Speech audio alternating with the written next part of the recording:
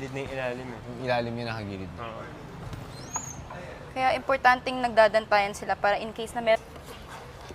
Subot na ito siya. Apit na kumagkuan. Tubag siya. Oo, nitubag bitaw siya. Sa isang kumakalat na clip ngayon sa programang Pinoy Big Brother, muling nagsalita ang PBB housemate na si AZ tungkol sa kasamahang si Mika matapos gawin ang plano niya sa kanilang task na tila hindi gusto ni AZ.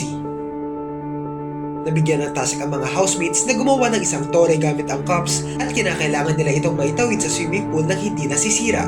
Nagbigay ng suggestion si Mika para makatulong at nilinaw niya noong una pa lang na maaaring hindi gumana ang planong ito kaya gusto niya lang subukan. Pinapanood sila ng mga kapwa housemates habang si AZ ay hindi na rin napigilang magsalita tungkol sa planong ito ni Mika. Maririnig na Bisaya pa ang ginamit niyang salita para hindi siya maintindihan ng ibang mga kasama lalo na ang naturang vlogger. Tinanong muna ni AZ ang kausap na si Charlie kung naiintindihan niya raw ba ang pinag-uusapan nila sa Bisaya. Sabay dito na siya nagsalita ng hindi maganda kay Mika. Panoorin ang video. Gilid na yung ilalim eh. Yung ilalim yung nakagilid. Oo.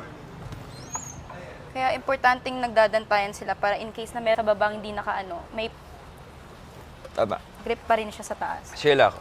Kasi imposibleng hindi tayo magkakamali sa baba. Imposibleng straight yung sa baba. So dapat nakadantay siya sa isa't isa para yung katabi niya straight, may straight niya pa rin. Yeah. Pag nahuli. You good, Charlie? Yeah, just my thought. Call me if we need a lift. Sige.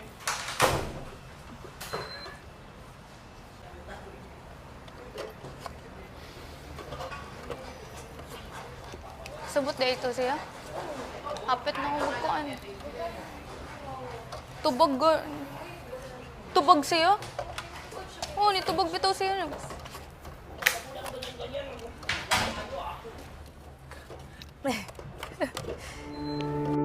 Hindi ito ang unang beses na nagsalita si AZ nang hindi maganda kay Mika dahil naging kontrobersyal din noon ang pagsabi nito na masyadong inaalala ni Mika na makita siya masama ng publiko. Isa sa mga dahilan kung bakit siya nabigyan ng red flag na ang ibig sabihin ay siya ang pinaka hindi nagpapakatotoo sa loob ng bahay ni Kuya. Ano ang masasabi niyo rito? Subot na ito siya. Apit na kumagkuan.